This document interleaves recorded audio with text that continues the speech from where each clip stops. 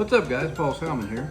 So when you're on a long cross country with students and you're flying out through the mountains and you typically fly in the Midwest, be sure and keep an eye on your student when they refuel the aircraft.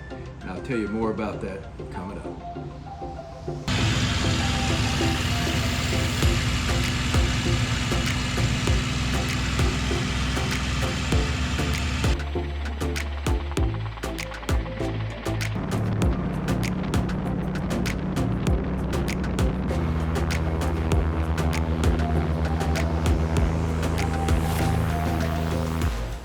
Okay guys, so this video could also have fallen under the mistakes I've made in aviation series that I did.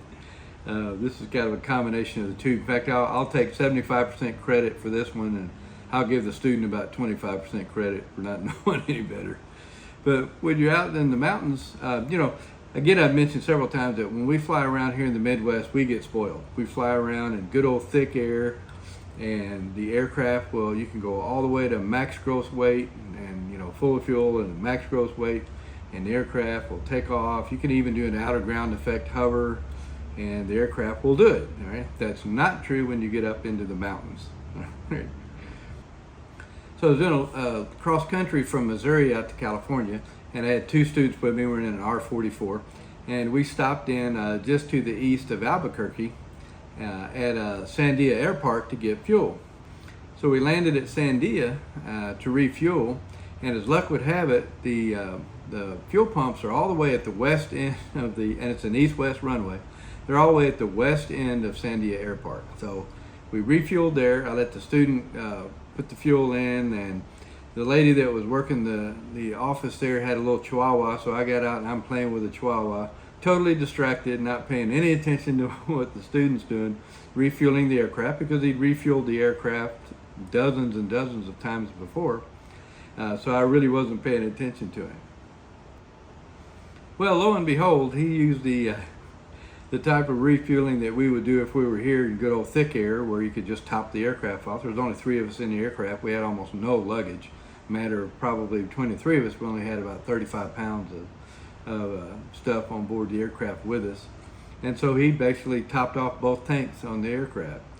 And as luck would have it, there's a nice warm day out at Sandia, and I think the density altitude was somewhere in the neighborhood of about 8,500 feet there at Sandia. Okay. So obviously 8,500 density altitude, pretty much at max gross weight with 3 guys full of fuel, and that thing would not hover. So let's talk about what we did to get in the air.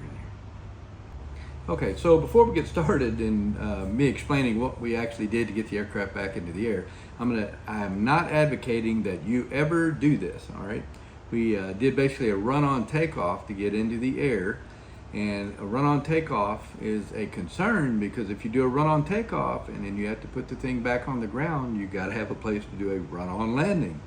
And if off the end of that runway you've got nothing but unfavorable terrain, a run-on takeoff is not a very good idea. So I'm not suggesting that anybody ever do this, all right? Remember, this could have qualified for mistakes I made in aviation,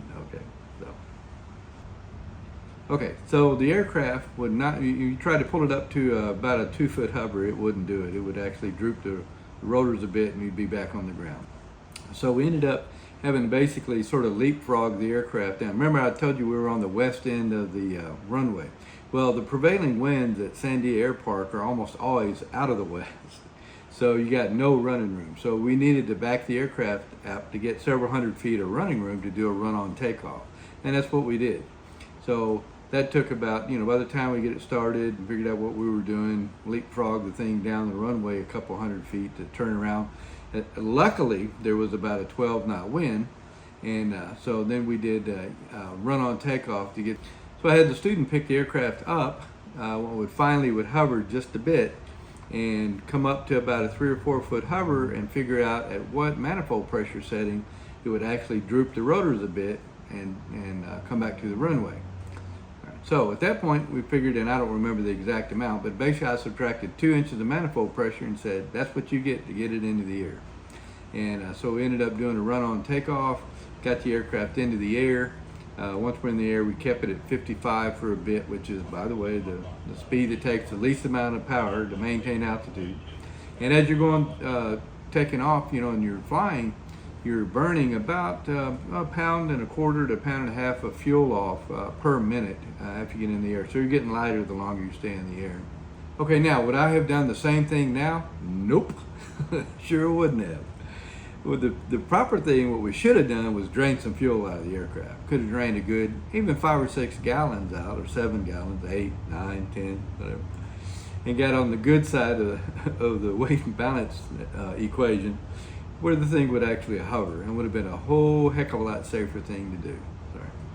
By the time that we actually spent about 15 to 20 minutes getting back down to the east end of the runway and getting ourselves plenty of running room, we'd been messing around for about 15 to 20 minutes and likely burned off about 5 gallons of fuel, and so the aircraft was lighter at that point.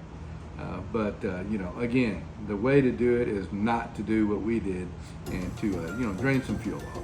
Just drain some fuel off, and strike it up for experience, and do it that way. Don't put yourself in a situation where you have to do a run on takeoff. You don't have to do a run on takeoff anywhere. So. Okay, well, I hope you found this helpful and at least partially entertaining, and we'll see you guys on the next video. And if you haven't already, please like and subscribe.